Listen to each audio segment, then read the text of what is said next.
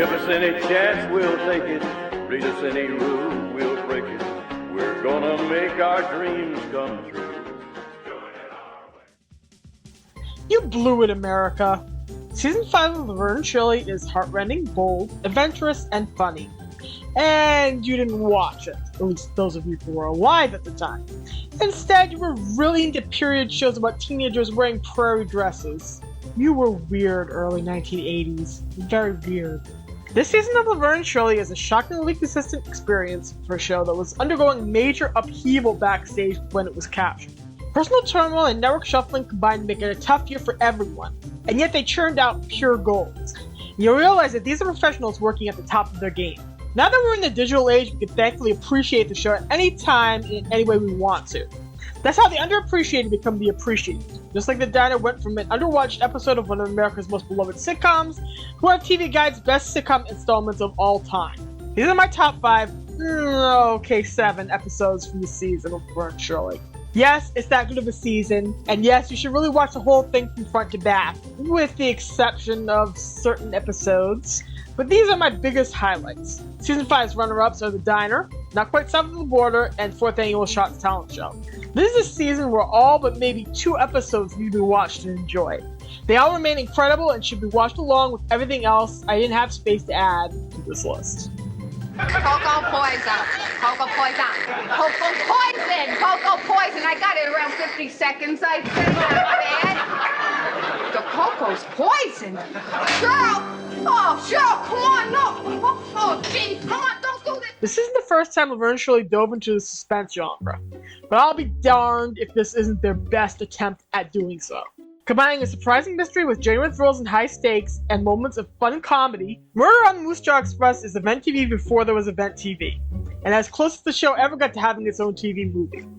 Come on, let's go exploring. Check out the guys on board, huh? I want to be near a cube when we go through a tunnel. Ride that iron horse straight to Smut Mountain.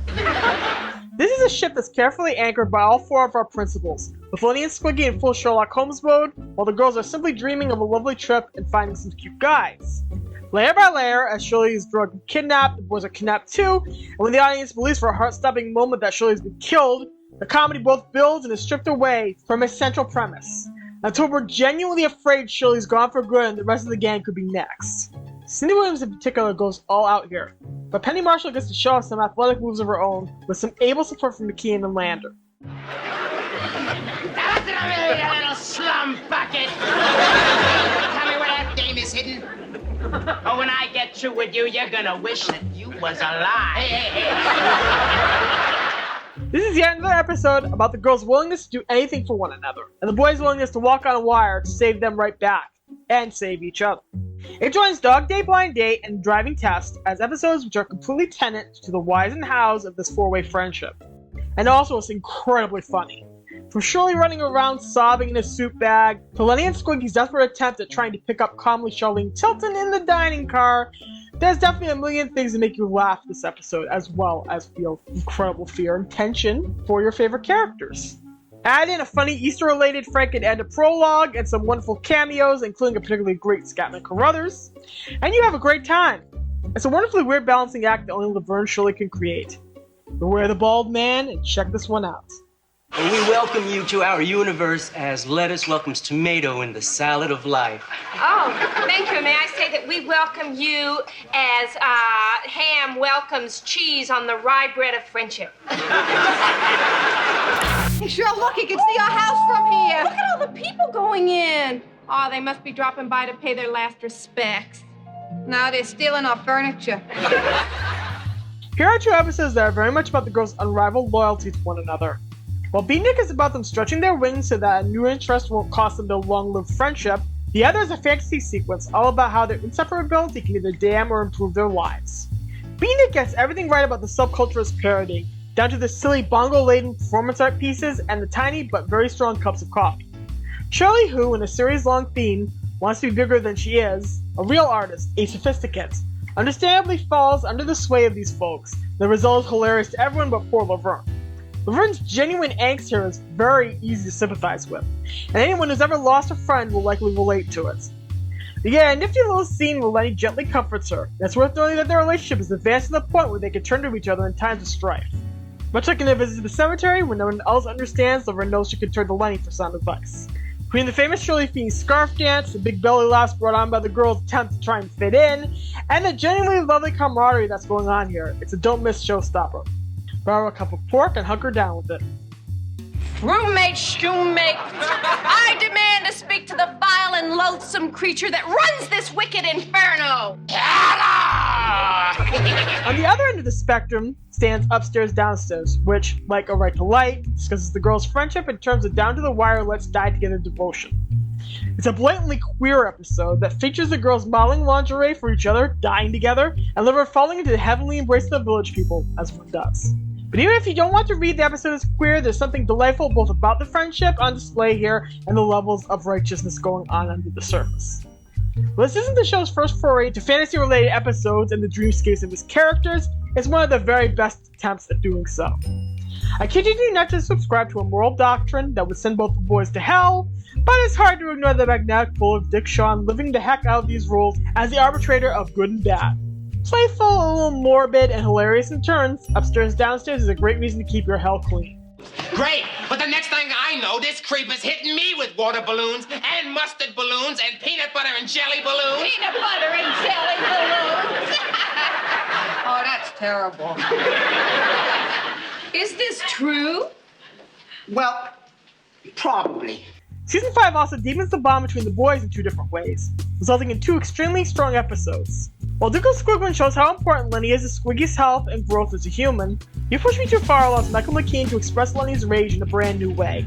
It's been well established that he hates being lied to, and here Squiggy's major thoughtless portrayal builds until it explodes in a moment of incandescent anger that's completely new for the character and yet familiar to his old Season 1 self. He also gets to mime an on-screen orgasm. Now that's what we call rage, people. Leonard, meanwhile, gets to dig into Squiggy's stubbornness, his unwillingness to say what needs to be said. I can't apologize. It's unnatural. Well, you could try. What, and lose my style? The girls definitely help push the boys together and get a couple of moments of physical comedy laced to the episode. This is definitely a showcase for Lenny, Squiggy, and their dynamic. Guess what? Yes, sir? Well, if you're my best friend, you sure don't act like it sometimes. There's no mistaking that this episode marks something of a watershed in their relationship. As we see into the California years, Lenny will gradually become less of a patsy and more of a partner for Squig, and Squig will take his advice and feelings into consideration more and more often. But to get there, pants must be sawed at, Uber Kitty must be used as a pincushion, and Squiggy's baby photo must be mocked, as is in the Laverne Shirley way. Who, may I ask, are you? Carmine Ragusa, come on. Ragusa, of course. Italian chap. I should have known it by your swarthy good looks and your rather ridiculous taste in post-pubescent makeup. Put it down. With pleasure. David Linder grows into a powerhouse actor as Laverne Shirley perceived, and the show requires Squiggy to show more and more emotional growth, and even a little tiny bit of shame sometimes. In Duke of Squigman, he both manages to pull off being the brash, dashing Duke of Squiggy's dreams, and in an incredibly moving scene where Lenny finally confronts his buddy with his sleepwalking and Squiggy is forced to admit that every woman he's ever met isn't attracted to him, a heartbreaking and total sense of vulnerability. Lenny's performance is rich and multifaceted throughout the production, and this is one of his best showcase episodes. McKean ably assists as Lenny becomes more and more concerned for his best friend and does everything from consulting a psychiatrist to forcing their other friends to be kind to him. No, please, don't beg. I mean, let me break it to you gently. I mean, there's no future for you and me. I mean, I got a future, but most of yours is used up. Now! In the end, friendship, love, and caring win out. Just ignore the tag scene that never sets everything, as many of us tend to do. Chris said when we reviewed this episode that it's wonderful evidence of what a Lenny and Squiggy spin-off might have looked like.